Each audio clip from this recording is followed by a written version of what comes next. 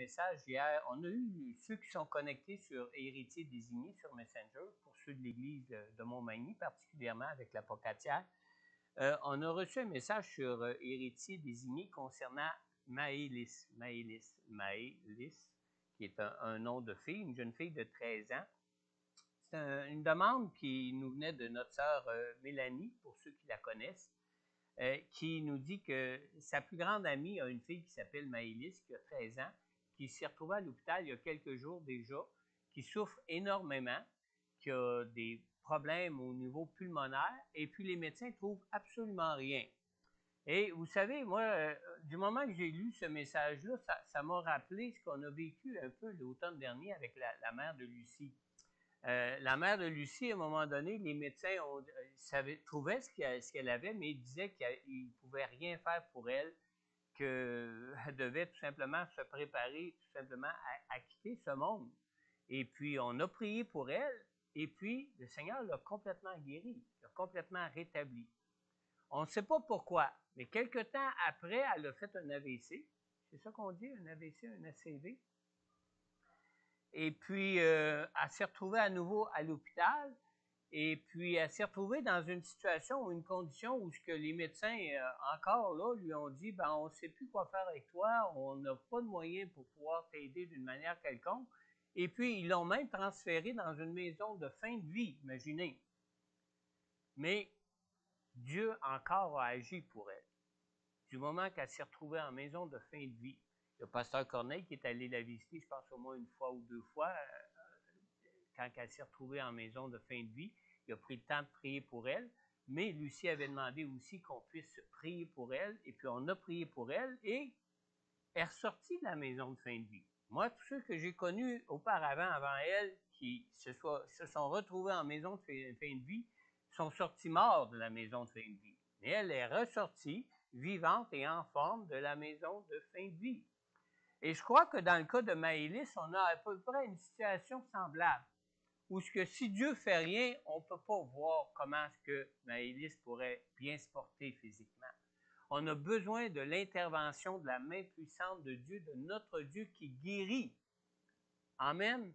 Alors, je vais inviter vraiment chacun de vous qui a écouté ce message de votre maison ou qui est ici assemblé à l'église, de prendre du temps pour Maëlys, qui a 13 ans, de prier pour que Dieu étende sa main de grâce sur elle, sa main puissante qui guérit sur elle, et qu'on puisse vraiment voir un témoignage puissant que notre Dieu encore aujourd'hui est vivant et que notre Dieu guérit encore aujourd'hui. Et là où ce que nous, on ne peut plus rien faire, que Dieu est toujours là et que Dieu peut intervenir. Amen. Je vous le dis particulièrement parce que il y a des prophéties qui ont été données, surtout à l'automne 2020, que pour l'année 2021, que Dieu ferait des choses étonnantes qu'on n'est pas habitué de voir. Et je pense qu'il a commencé à nous le montrer avec la mère de Lucie, et je crois qu'il veut continuer à nous le montrer et à nous montrer combien il est prêt à faire des choses si on se met à genoux, on se met en prière et qu'on implore sa grâce pour nous ou pour tous ceux qui ont besoin de lui dans ce monde. Amen. Alors, c'est ce que je voulais vous mentionner avant de passer au message de la parole de Dieu. Je vais vous inviter à tourner avec moi dans Actes au chapitre 1. On va lire pour commencer le verset 4 et 5. Comme j'ai dit la semaine passée, dans les prochaines semaines que ce sera mon tour de prêcher jusqu'au jour de la Pentecôte, je vais vous apporter des messages sur ce qui concerne le baptême du Saint-Esprit. Alors, en Actes au chapitre 1,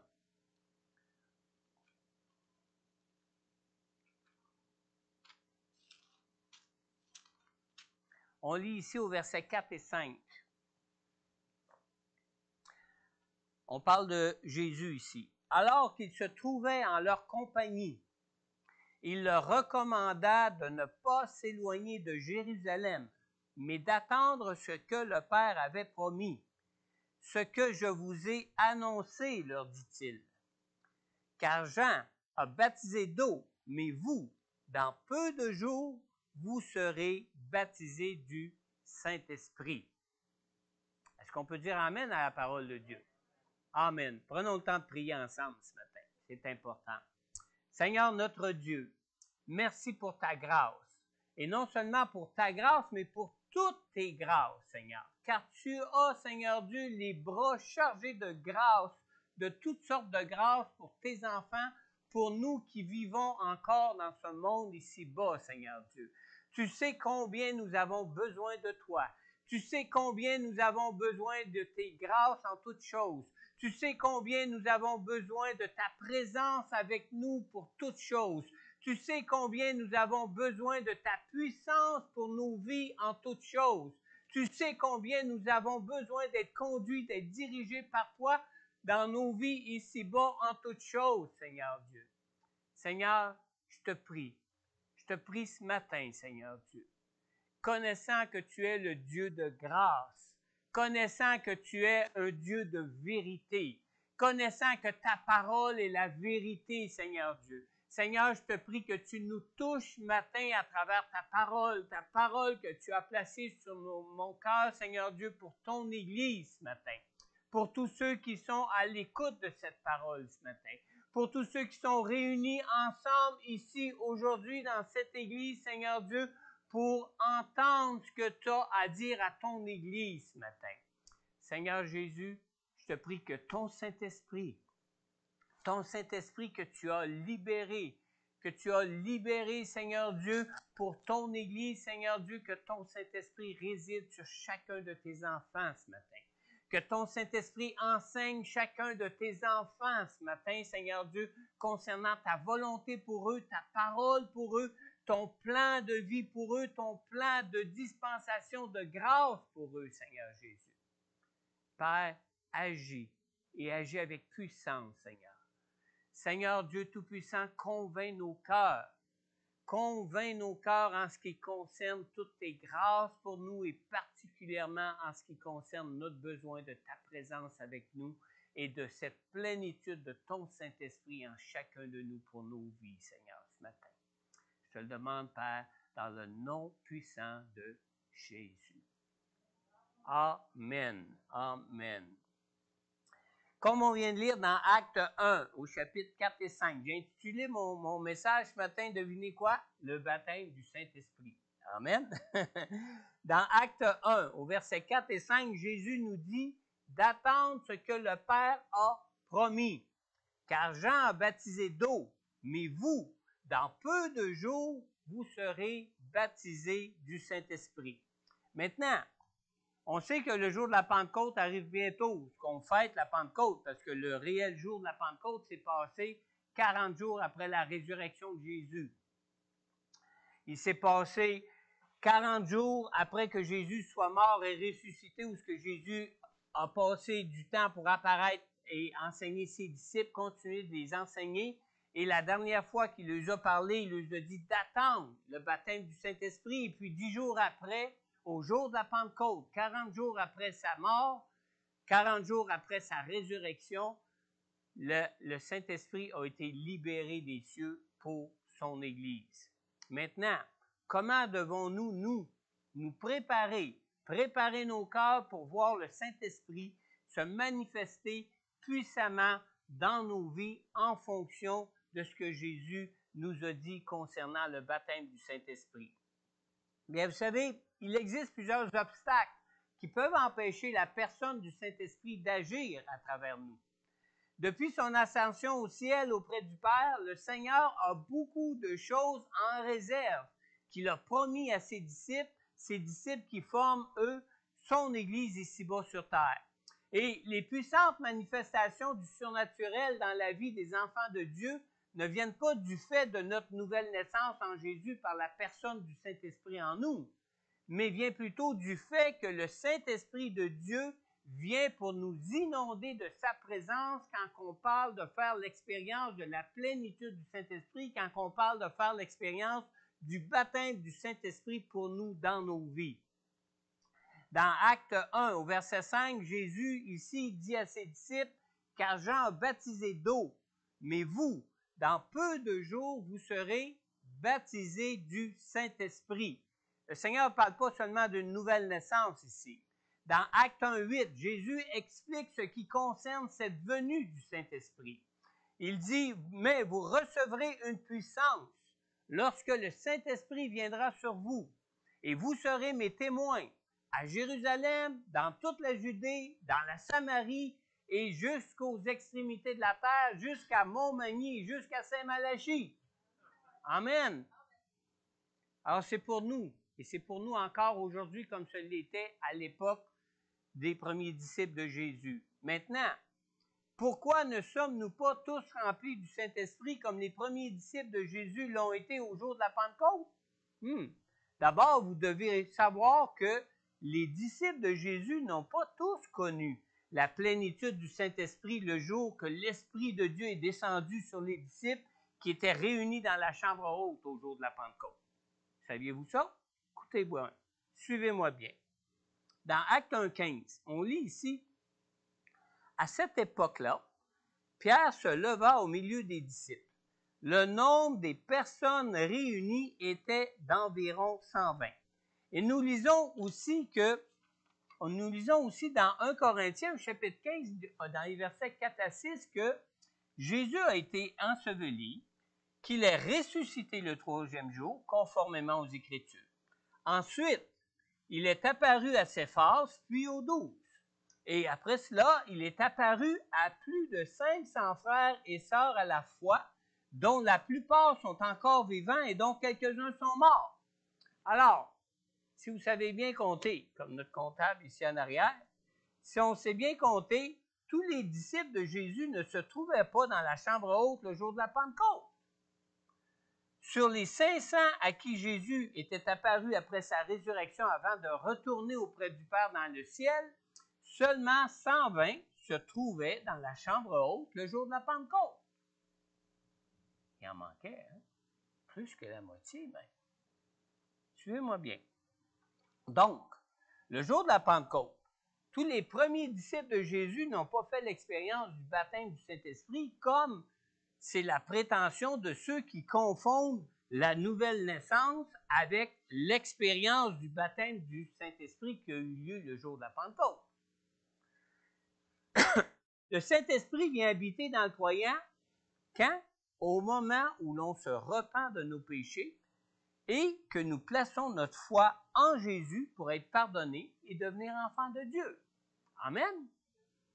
Tandis que le jour de la Pentecôte, le Saint-Esprit de Dieu a été donné pour revêtir l'Église de la puissance de Dieu en baptisant du Saint-Esprit les croyants qui recherchaient sa plénitude comme Jésus l'avait promis.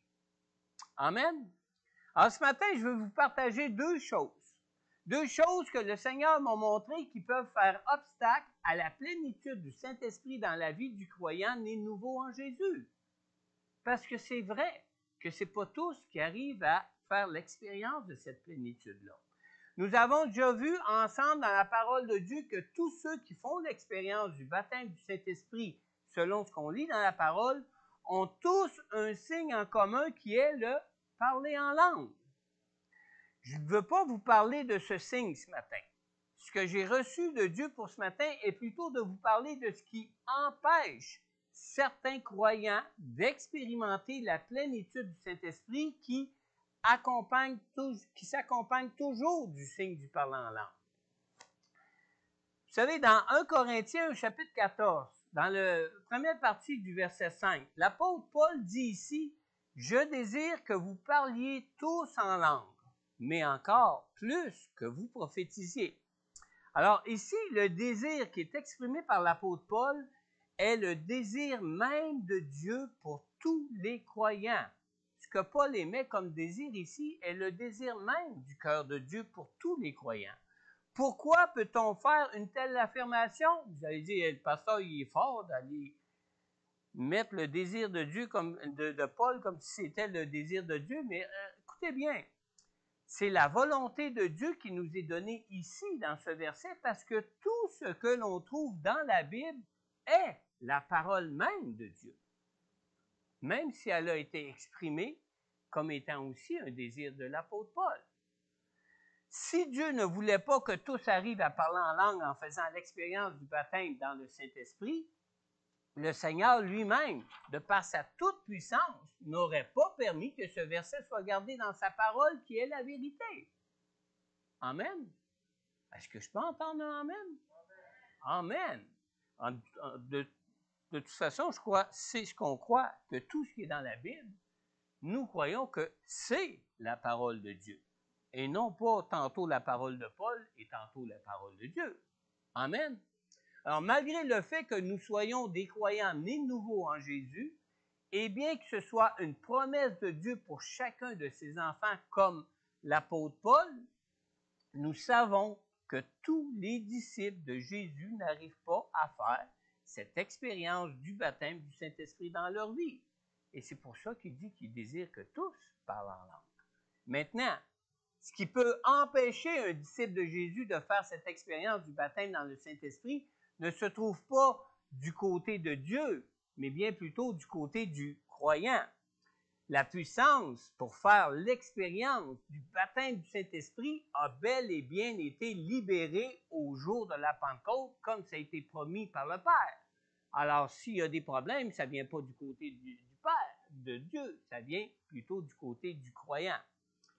Maintenant, la première chose qui peut empêcher un disciple de Jésus de connaître la plénitude du Saint-Esprit, c'est d'abord ce que le Seigneur me montrait, le manque d'humilité. On lit dans 1 Pierre au chapitre 5, au verset 6. Je n'ai pas le verset au complet. J'aimerais qu'on le lise au complet. Je vais tourner ici dans 1 Pierre chapitre 5.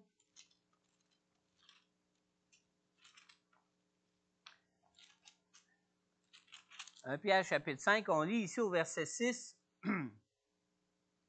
Humiliez-vous donc sous la puissante main de Dieu afin qu'il vous élève au moment voulu. Alors on lit bien ici, humiliez-vous donc sous la puissante main de Dieu. Et quand on lit ici, humiliez-vous donc sous la puissante main de Dieu, cette parole ici nous parle de la manifestation de la puissance du Saint-Esprit dans nos vies. Maintenant, chaque fois que nous trouvons l'expression dans la Bible, la puissante main de Dieu, il est toujours question du Saint-Esprit, qui est la personne de Dieu qui, elle, interagit avec sa toute-puissance dans le monde naturel que nous connaissons. Maintenant, connaître la grâce du baptême dans le Saint-Esprit pour nos vies, ça exige ainsi un total abandon à Dieu de notre part. Un abandon total à Dieu. Et pour tout homme et femme dotés d'intelligence comme Dieu nous a créés, vous savez, c'est une chose qui est assez humiliante et qui peut même être très gênante de dire des mots qui souvent ressemblent à des balbutiements d'enfants. Hein? Des balbutiements d'enfants comme Ésaïe 28, 11 nous parle. On ne lira pas ce verset-là ce matin, là, mais on en parle comme étant des balbutiements d'enfants. Et aussi, ça peut être humiliant pour plusieurs. Ça peut même représenter une offense à notre intelligence de dire des mots dans une langue qu'on ne connaît même pas. Tiens, arrête de faire le bébé, là, puis parle pour qu'on te comprenne. Hein? Vous avez déjà entendu ça? Alors, ça demande beaucoup d'humilité pour arriver à un plein abandon à Dieu pour laisser le Saint-Esprit nous utiliser pour que nous soyons, par la puissance de Dieu à travers nous dans cette plénitude, un canal de bénédiction dans ce monde, devenir un outil entre les mains de Dieu dans ce monde. Parler en langue, c'est une épreuve de foi. C'est une épreuve aussi d'obéissance inconditionnelle à Dieu. C'est une obéissance qui exige une pleine confiance en Dieu et surtout beaucoup d'humilité. Beaucoup d'humilité. Je pense que c'est ce qui a été pour moi le plus grand combat même pour connaître la plénitude, le baptême du Saint-Esprit dans ma vie quand je suis devenu enfant de Dieu, là, dans les débuts de ma vie chrétienne. Maintenant, le manque d'humilité apporte toujours la résistance à la grâce de Dieu. On lit dans Jacques au chapitre 4, dans les versets 5 et 6, on lit ici, « Croyez-vous que l'Écriture parle sans raison? C'est avec jalousie que Dieu aime l'Esprit qui habite en vous. Cependant, la grâce qu'il accorde est plus grande encore. C'est pourquoi l'Écriture dit, Dieu s'oppose aux orgueilleux, mais il fait grâce aux humbles. Amen. La parole de Dieu, c'est un livre d'histoire qui est rempli d'histoires d'humilité dans l'expérience de Dieu avec les hommes ou de l'expérience des hommes avec Dieu. Et chaque fois que nous lisons une histoire de la manifestation toute puissante, de la grâce de Dieu par la personne du Saint-Esprit, nous lisons une histoire d'humiliation pour nous ou pour ceux qui recevaient ces grâces dans ces histoires. Dans Luc au chapitre 1, dans le verset 27 et 28, la deuxième partie du verset 27 que je vais débuter, on lit ici, le nom de la Vierge était Marie. Vous savez de quelle histoire on parle, là? L'ange entra chez elle et dit, « Je te salue, toi à qui une grâce est faite, ou a été faite plutôt. Le Seigneur est avec toi. Tu es bénie parmi les femmes. » Quand on lit ici,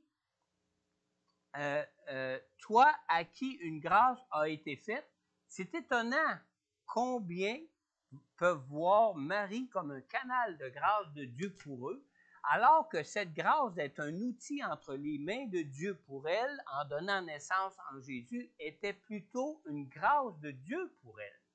Amen. Maintenant, devenir la mère du Messie était une grâce que Dieu accordait à Marie, tout comme aussi c'est une grâce de Dieu pour nous, qu'il nous accorde la plénitude de son Saint-Esprit. Dans Luc, au chapitre 1, dans le verset 51 et 52, la Vierge Marie parle ici après que Jésus ait été conçu en elle par la toute-puissance du Saint-Esprit. Et elle dit, « Il a agi avec la force de son bras. Il a dispersé ceux qui avaient dans le cœur des pensées orgueilleuses. Il a renversé les puissants de leur trône et il a élevé les humbles. » Alors, vous savez, Marie a humblement accepté que Dieu se serve d'elle. Marie n'a pas résisté à la grâce que Dieu voulait pour elle.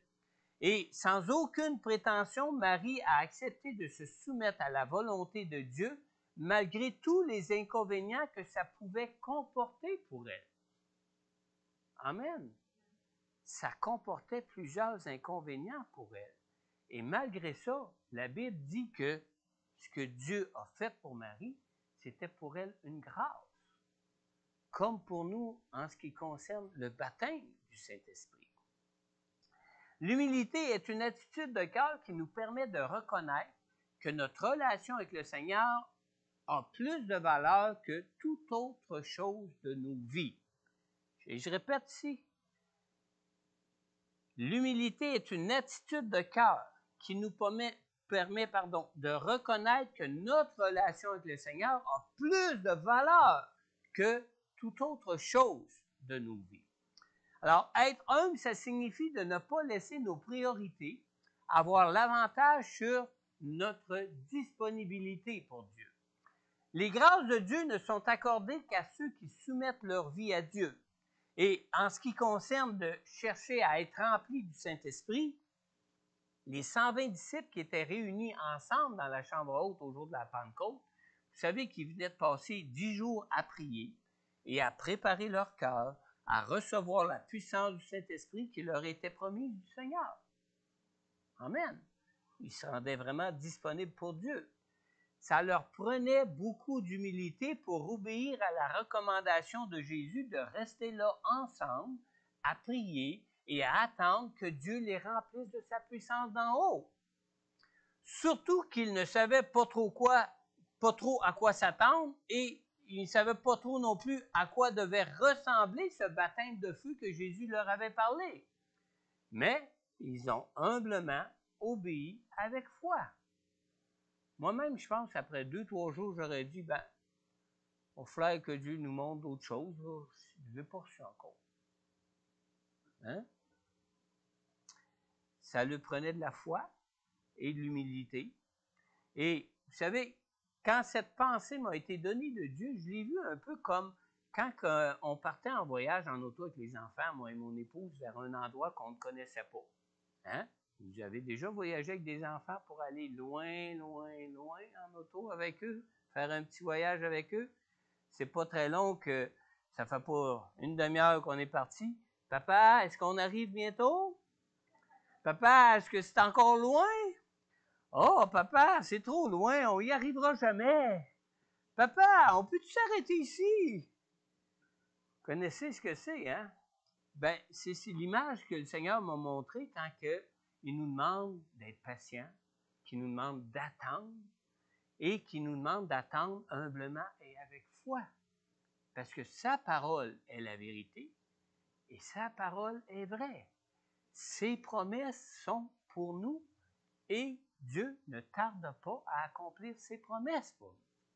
Amen. C'est vrai que la route peut nous paraître toujours longue. La route même nous paraît toujours très longue quand on se rend dans un endroit pour la première fois. C'est vrai ça?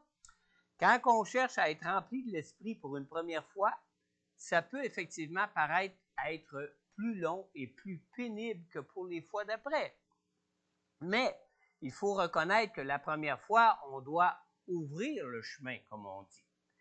On peut avoir pas mal de collines à aplanir et on peut avoir pas mal d'obstacles à enlever de nos cœurs avant de pouvoir y arriver. Amen. Maintenant, le revêtement de la puissance du Saint-Esprit n'est accordé qu'à ceux qui le désirent plus que toute autre chose dans leur vie.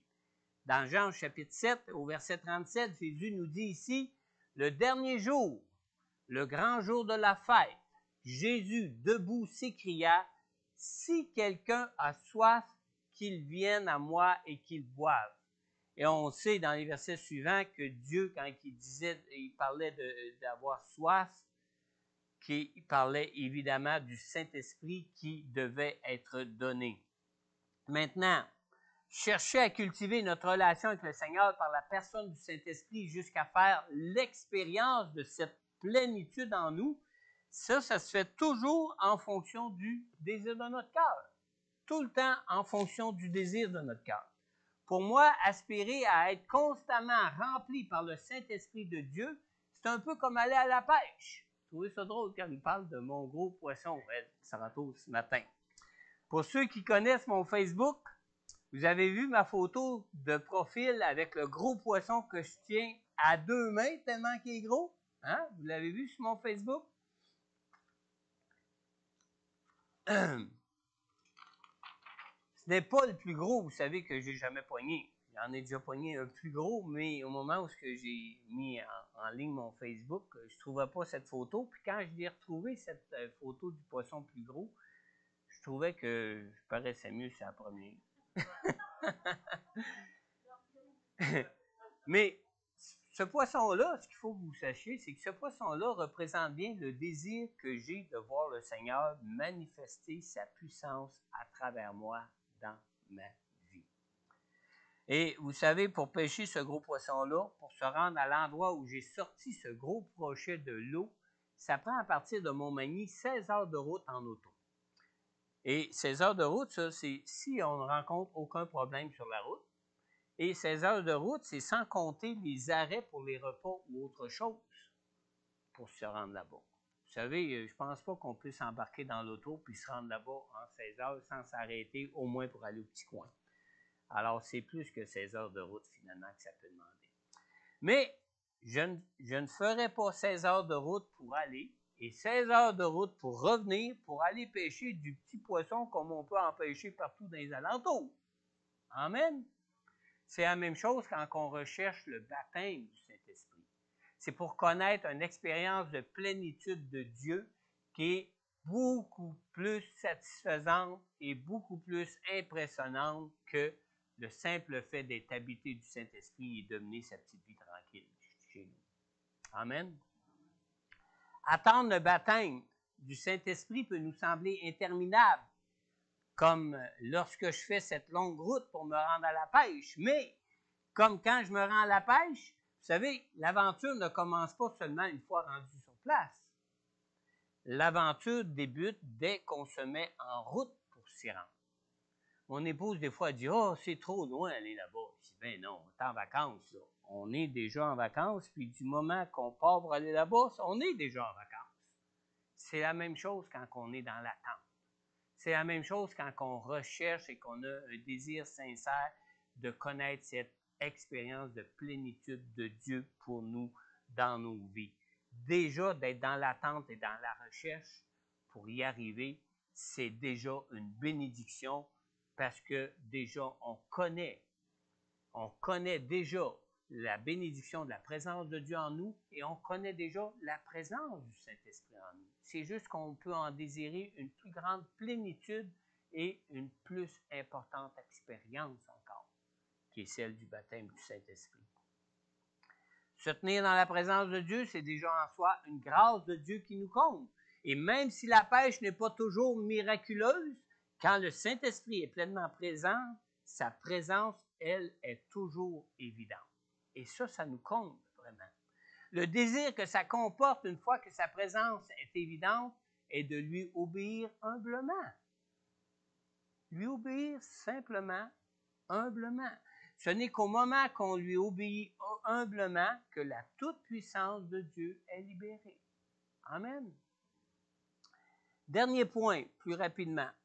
La deuxième chose qui peut empêcher un disciple de Jésus de connaître la plénitude du Saint-Esprit pour lui dans sa vie, c'est le manque d'unité avec le corps, le manque d'unité avec ses frères et ses sœurs. On lit dans Philippiens au chapitre 2, dans les versets 1 à 4. Vous pouvez prendre le temps de tourner, vous ne l'aurez pas ici à l'écran. Philippiens chapitre 2, les versets 1 à 4. On lit ici. S'il y a donc de l'encouragement en Christ, s'il y a de la consolation dans l'amour, s'il y a une communion de l'esprit, s'il y a de la tendresse et de la compassion, rendez ma joie parfaite en vivant en plein accord. Ayez un amour, un même cœur, une unité de pensée. Ne faites rien par esprit de rivalité ou par désir d'une gloire sans valeur, mais avec humilité, considérez les autres comme supérieurs à vous-même.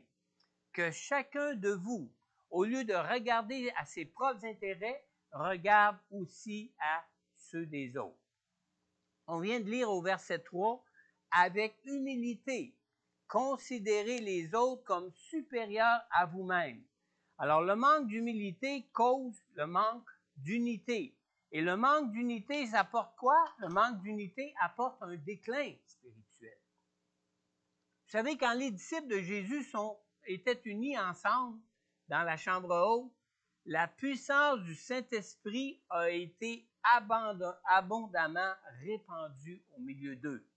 Et comme les disciples qui étaient ensemble et qui priaient d'un commun accord dans la chambre haute, on lit dans Jean au chapitre 17, dans les versets 22 à 23, vous savez que Jésus a prié pour l'unité de ses enfants, pour l'unité des croyants.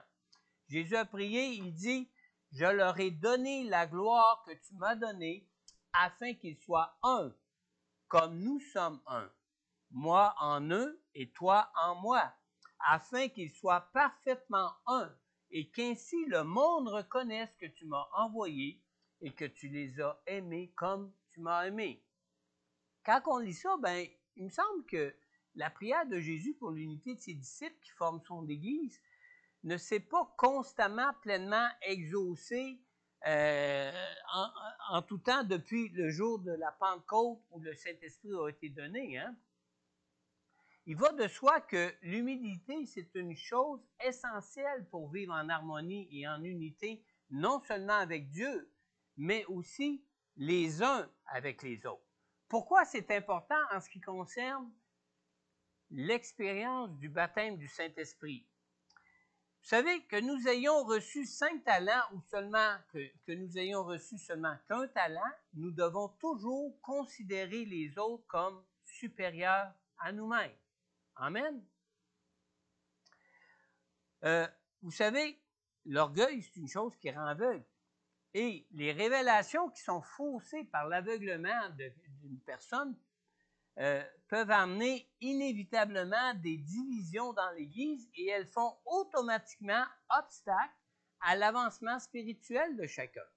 Maintenant, remarquez que l'unité n'est pas l'unanimité. Il y a une grande différence entre les deux, même s'il y a juste un UN de différent, là. Plus que le mi aussi. Pardonnez-moi, j'ai encore des frissons, une crampe de cerveau, comme disait un de mes amis.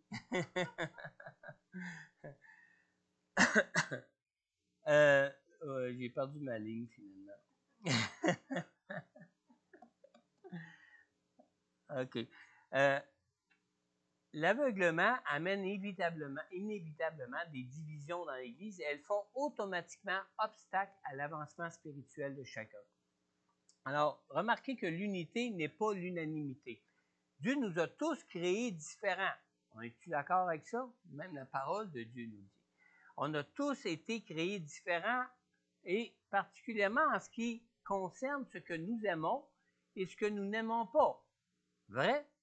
Et savez-vous que la plupart des conflits dans l'Église ne concernent pas les vérités absolues de la parole de Dieu, mais concernent plutôt les goûts et les préférences individuelles de chacun. C'est souvent ce qui devient une cause de division entre nous dans l'Église. Remarquez,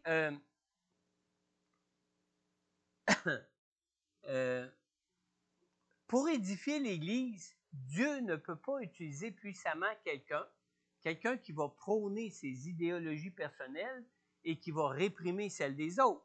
Il ne peut pas utiliser une telle personne. Alors, la manifestation des dons du Saint-Esprit de Dieu vise révéler Dieu et conduire le croyant dans le plan de la grâce pour sa vie et non pas dans nos idéologies personnelles. Amen. Dans 1 Corinthiens, chapitre 12, et au verset 7, on lit ici, « Or, à chacun, la manifestation de l'Esprit est donnée pour le bien de tous. » Alors, les manifestations des dons de l'Esprit qui nous viennent suite au baptême du Saint-Esprit ne nous ont pas été données pour servir nos goûts personnels ou nos vues égocentriques de la manière que les choses de la vie devraient se faire, mais bien plutôt, ils nous ont été donnés pour l'avancement de tous et pour le bien de tous, le bien spirituel de tous. Mais lorsque l'on parle du bien de tous, on parle du plan de vie parfait que Dieu veut et que Dieu a pour chacun de nous. Et ce plan, n'est pas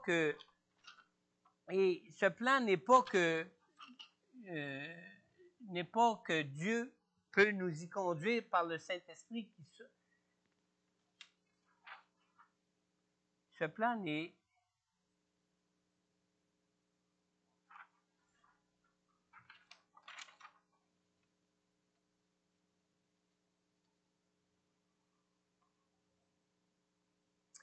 Ce plan de Dieu, c'est Dieu qui peut lui seul nous y conduire par le Saint-Esprit qui sonde toutes choses et qui sait toutes choses. Pardon, ici, j'ai dû aller rapidement pour pouvoir terminer mes notes. La plénitude du Saint-Esprit pour un croyant n'ouvre pas nécessairement la porte à la manifestation de tous les dons de l'Esprit. Maintenant, pourquoi je vous dis ça? C'est que dans 1 Corinthiens 12, au verset 12, on lit ici, « Le corps forme un tout, mais a pourtant plusieurs organes. Et tous les organes du corps, malgré leur nombre, ne forment qu'un seul corps. Et il en va de même pour Christ. » Alors, quand Christ agit à travers l'Église pour l'édification de tous et de chacun, c'est pas juste à travers le pasteur. C'est pas juste à travers quelques-uns qu'on sait qui ont des ministères évidents au niveau de la prophétie ou au niveau d'être un prophète ou même au niveau d'être un apôtre ou un évangéliste ou des choses comme ça. C'est important d'être en unité pour être utilisé par Dieu pour manifester les dons de l'Esprit suite à notre plénitude du Saint-Esprit en nous par l'expérience du baptême du Saint-Esprit. L'unité du corps de Christ est très importante pour que l'on puisse pleinement bénéficier de tous les dons du Saint-Esprit de Dieu en tant qu'Église, pour que chacun de nous connaisse toutes les grâces de Dieu pour leur vie, pour nos vies. Alors, si je suis avant tout un pasteur, je ne suis pas pour autant automatiquement assuré d'être un prophète ou un apôtre. Amen? Même, il y a des gens, des fois, qui disent « Oh, pasteur, qu'est-ce que je devrais faire? Puis ils veulent que je lui dise c'est quoi que Dieu veut pour leur vie. Savez-vous que je lui dis dans ce temps-là? Je dis, moi, je suis juste un pasteur. Je peux te dire en fonction de mon rôle pastoral, en fonction de ce que je connais de Dieu, si ça, ce que tu peux choisir, est dans les voies de Dieu ou pas. Mais en tant que pasteur, moi, je ne suis pas Dieu. Puis je n'ai pas tous les dons du Saint-Esprit quand je veux. Je n'ai pas le don de connaissance quand je veux, parce que je suis un pasteur. Je n'ai pas le don de sagesse quand je veux, parce que je suis un pasteur. On l'a quand on est rempli du Saint-Esprit et que Dieu sait qu'il peut nous utiliser auprès d'un autre croyant dans une situation particulière. Amen. Alors, quand un chrétien prétend que moi, je peux réfléchir à sa place, puis faire des choix pour lui en toute conscience à sa place, non, non, non. Le Saint-Esprit de Dieu, il est en toi, puis lui-même va te conduire. Moi, je peux juste te dire si le choix que tu fais est selon Dieu ou pas, point à la ligne. C'est ça mon rôle de pasteur. Amen. Vous comprenez ce que je veux dire?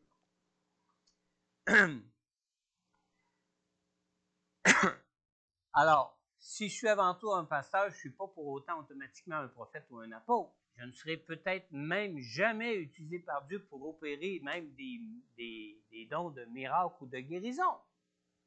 C'est Dieu qui sait utiliser, mais il ne peut utiliser que ceux qui s'abandonnent entièrement à lui.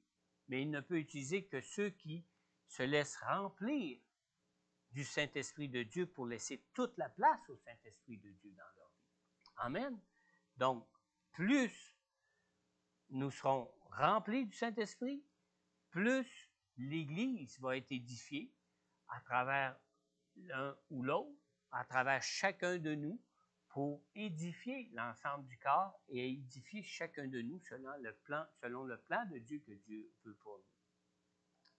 Comme pasteur, je peux conduire un croyant à devenir un disciple de Jésus, mais je ne peux pas choisir pour lui à sa place les choix et les décisions qu'il doit faire pour sa vie.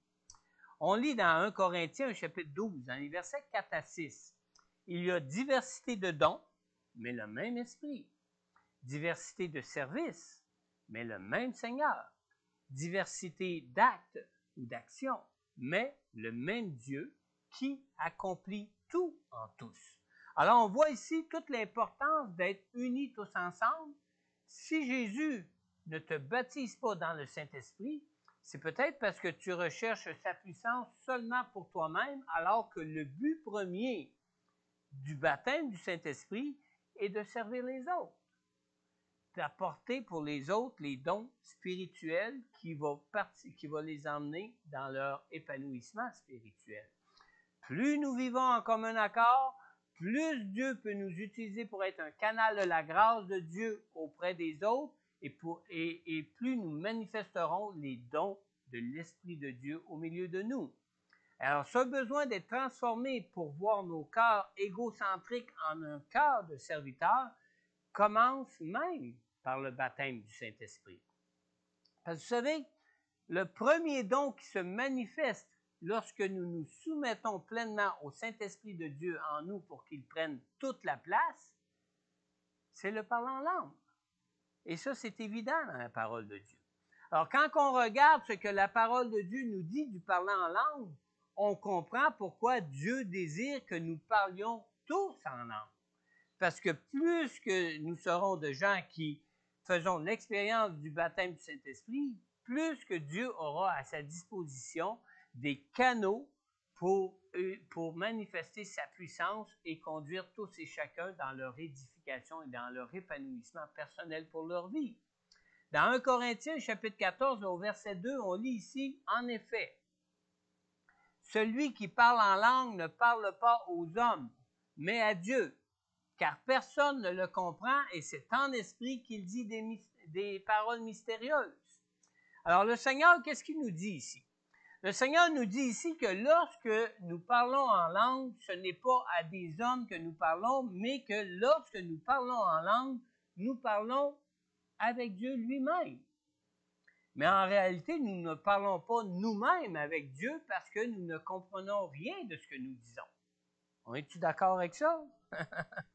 Quand nous parlons en langue, c'est le Saint-Esprit de Dieu qui sonde, qui sonde le plus profond de nous-mêmes et qui adresse au Seigneur nos besoins de transformation, le besoin de transformation de nos cœurs qui peuvent être les plus profonds. Amen. Quelqu'un qui était dans le ministère m'a déjà dit, « Pasteur, toi, tu es très spirituel, hein? Tu parles beaucoup en langue. » Savez-vous ce que je lui ai répondu? « Oh non, je ne suis pas spirituel du tout. Hein. Au contraire, quand tu m'entends parler en langue, comme durant le temps des louanges, c'est pas parce que je suis spirituel. Quand tu m'entends parler en langue, c'est que le Saint-Esprit intercède pour moi auprès de Dieu pour me rendre capable d'être libre, pour être utilisé par lui dans mon appel à être pasteur. » Amen. C'est un combat qui se mène en nous quand nous parlons en langue. Je vous ai déjà raconté l'histoire de l'évangéliste Ray Brooks, qui priait en langue dans son bureau. Lui, à l'époque, au début, quand il était nouveau chrétien, il était un homme d'affaires. Il était un courtier en immobilier. Et puis, il y avait une business qui allait très bien. Puis, il était très content d'être enfant de Dieu. Il était très content de connaître Dieu. Puis, il avait soif de Dieu pour prendre du temps même dans son bureau pour prier Dieu. Et il parlait en langue. Puis, à un moment donné, il s'est arrêté en se questionnant. Ça serait le fun de savoir ce que je dis quand que je m'adresse à Dieu en langue. Puis Dieu peut nous en donner l'interprétation. Savez-vous ce qu'il demandait à Dieu? Il priait en langue de le libérer de son travail qui était si rémunérateur et si édifiant pour lui, pour être au service à plein temps pour Dieu. Quand que le Seigneur lui a révélé ce qu'il demandait en langue, il est tombé par terre. Pas littéralement, là, mais ça l'a jeté à terre. Amen.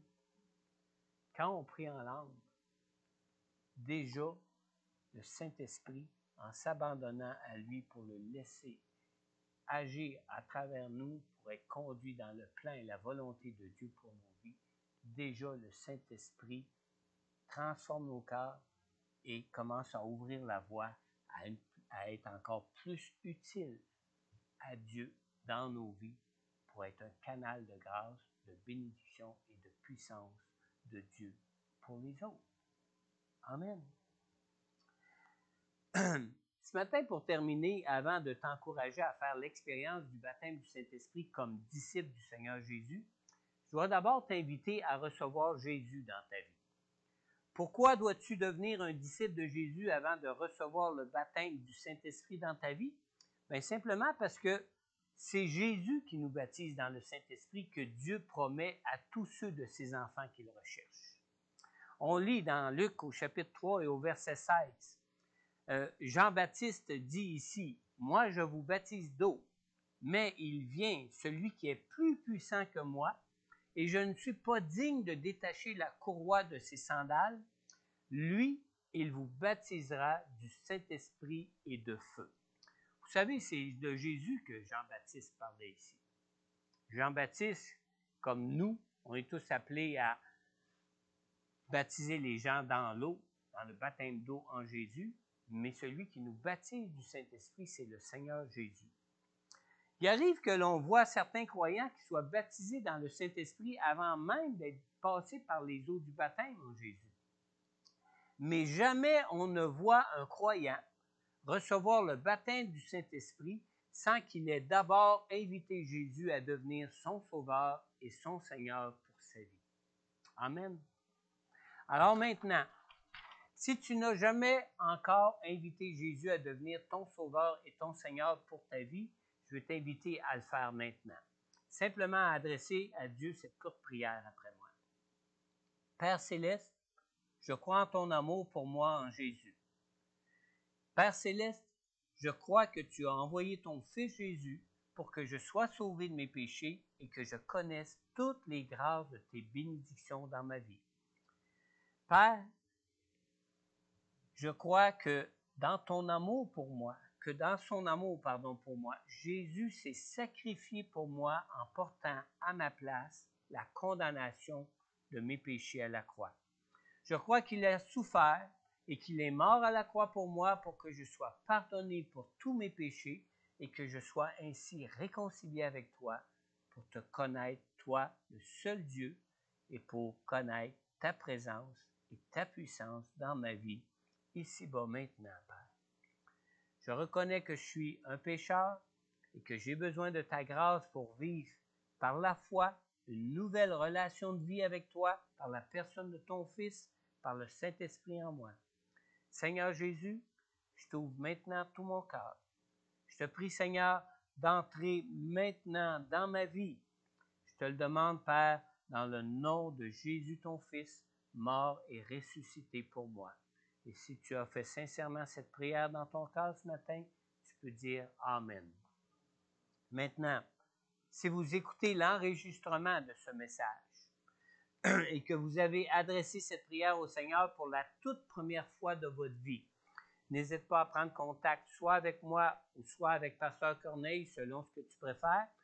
Nous pourrons prendre contact avec toi par la suite pour prier pour toi personnellement et pour répondre à toutes tes questions, soit sur Jésus ou pour toutes tes questions en ce qui peut concerner la présence de Dieu par la personne du Saint-Esprit avec toi pour ta vie maintenant. Aussi, pour tous ceux qui avaient déjà fait cette prière pour accueillir Jésus dans votre vie auparavant, avant aujourd'hui, la question que j'ai pour toi maintenant, ce matin, c'est celle-ci. As-tu déjà fait l'expérience du baptême du Saint-Esprit? Si tu as déjà parlé en langue, tu peux donc répondre oui. Sinon, sache que Dieu veut et que Dieu désire que tu sois baptisé dans le Saint-Esprit et que tu parles en langue comme nous l'avons vu ce matin. Une fois que cet enregistrement sera terminé, ceux qui sont ici à l'Église pourront s'avancer pour que l'on prie avec vous pour votre baptême dans le Saint-Esprit. Et pour ceux qui sont en ligne, je vous demande ce matin, prenez du temps. Prenez du temps, mettez du temps à part avec Jésus pour lui demander de vous baptiser dans le Saint-Esprit et attendez-le. Attendez-vous à faire l'expérience du baptême du Saint-Esprit pour vos vies.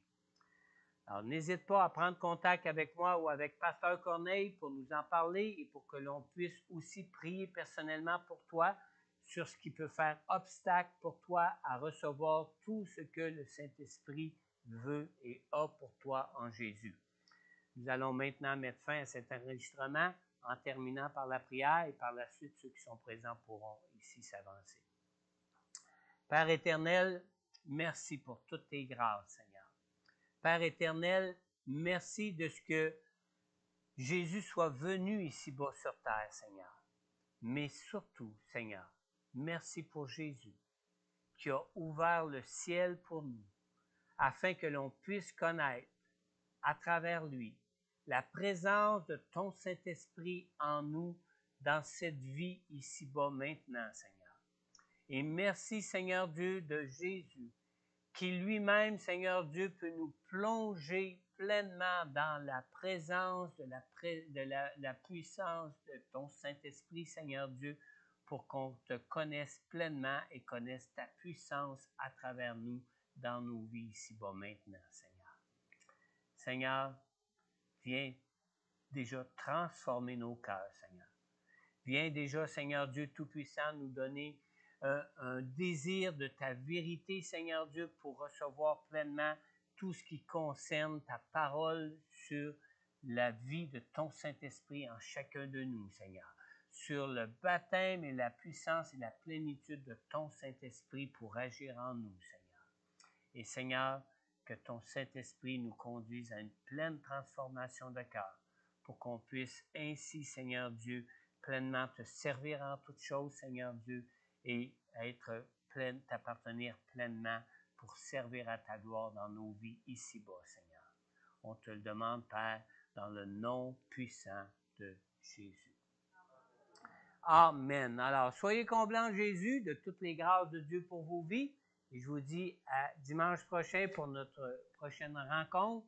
Dimanche prochain, Pasteur Corneille nous apportera la parole. Dieu vous bénisse. N'oubliez pas la rencontre cette semaine pour la délivrance et la guérison divine se tient seulement sur Zoom à cause du couvre-feu qui a été ramener à 8 heures ou ce que ça ne permettrait pas aux gens d'assister ici en présentiel pour cette rencontre. Dieu vous bénisse, bonne semaine, que Dieu vous garde.